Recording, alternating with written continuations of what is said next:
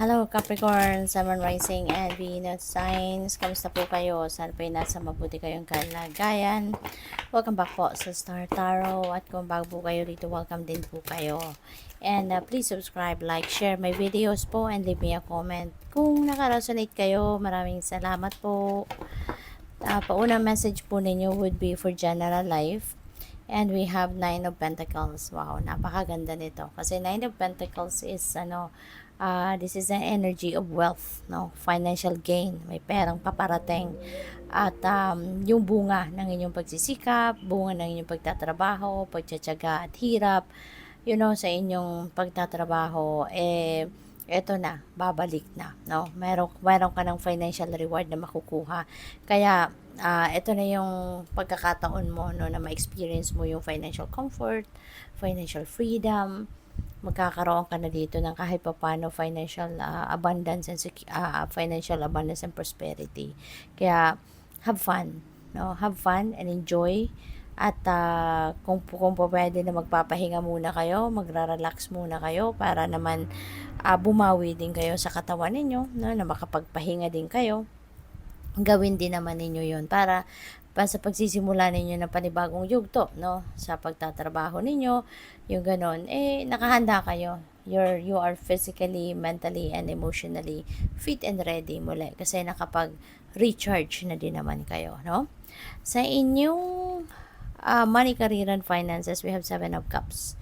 Ayan, so maaari, no, na yung success mo na to, magbubukas din siya ng mas marami pang pinto para sa'yo, mas marami pang oportunidad, no, and posibilidad ang magbubukas para sa inyo rito para mas marami kayong trabaho, 'di ba, na mapagpilian or business ventures, no, na pwedeng pagpipilian ninyo rito.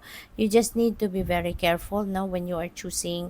Pag-isipan mabuti, pag-aralan ninyo, dig deeper, no, into each opportunity para makita ninyo yung kung alin talaga yung pasok sa criteria ninyo, alin yung talagang magiging komportable kayo, gusto ninyong gawin, yung ganon, no? Para wala kayong pagsisihan in the end.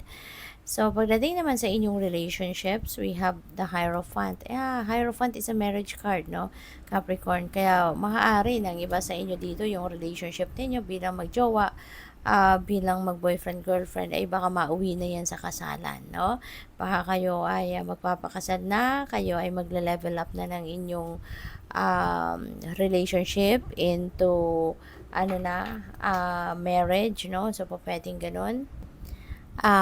Kasi kumbaga yung existing relationship na to mas malalim na ngayon, no? Mas lumalalim yung inyong pagtitinginan, yung pag-iibigan, yung relationship ninyo, yung connection ninyo, yung love connection ninyo, mas malalim na sa ngayon. Kaya maaring mauwi na to sa pag-aasawa, no? Pag magpapakasal na ang iba sa inyo.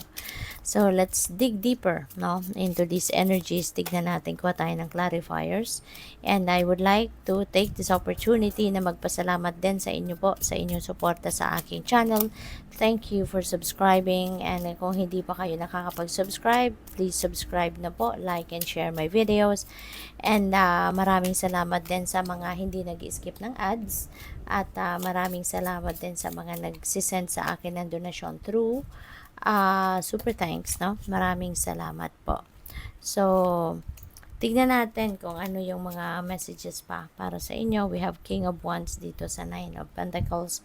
So, maaari, no? Si King of Wands, leader, no? Isa siyang leader. Isa siyang charming na leader, very charismatic, no? He's drawing people towards him, lalo-lalo na kahit sa mga katrabaho niya, no? Kasi very very influential, no? People are looking up to him kasi malakas ang impluwensya niya sa mga tao. Matulungin din naman kasi siya, matalino, kaya maraming humahanga sa kanya. Kaya maaaring ganun kayo ngayon, no? You are going to draw people towards you na kahit hindi ninyo kailangan ng tulong, mayroong mag-o-offer sa inyo ng tulong kasi they know, no, na hindi lang tulong, no, makukuha nila sa iyo o I mean, ang maibibigay nila sa'yo, and at the same time, meron din kayo maibibigay sa kanilang inspirasyon. Marami sila matututunan sa pagtulong nila sa'yo. So, yung ganun ba? At saka, pwede rin, ang iba sa inyo, baka mapopromote na kayo into a leadership role, no? So, pwedeng ganun ang ganap. With the Page of Pentacles, ayan. So, meron kayo talagang bagong, pagmumulan ng pagkakakitaan, no? Page of Pentacles, this is good news coming your way, na maaaring merong invitation sa inyo dito for job interview, merong invitation dito to sign a contract for business partnership, or pwedeng sa trabaho in-applyan ninyo, yung ganon, no? So, maswerte kayo. There is swerte na babalot sa inyo sa ngayon surrounding your money, career, and finances. Kaya, good luck sa inyo.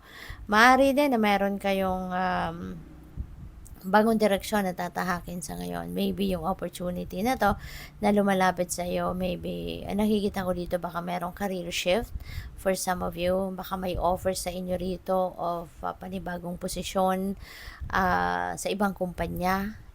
So maybe ang iba sa inyo baka iwanan nyo na yung dati ninyong trabaho at mag-take advantage kayo sa bagong opportunity na papasok sa inyo, no? O na dadating sa buhay ninyo. So pagdating naman sa inyong relationships, we have Page of Wands. Ayan, so definitely meron talagang bagong yugto, no? Doon sa dati ng magkakarelasyon, merong bagong yugto sa inyong relationship na mangyayari rito. You are going to start siguro a new chapter in your life. Siguro nga bagong magpapakasal na nga ang iba sa inyo, magsasama na sa isang bubong, mag-aasawa na, yung ganon. So that could be the new chapter in your life. Or pwede rin naman, no? Kasi meron din ditong new beginning na energy sa Page of Wands. So pwedeng merong magsisimula din dito ng bagong romantic connection with someone, no? Kaya good luck din po sa inyo.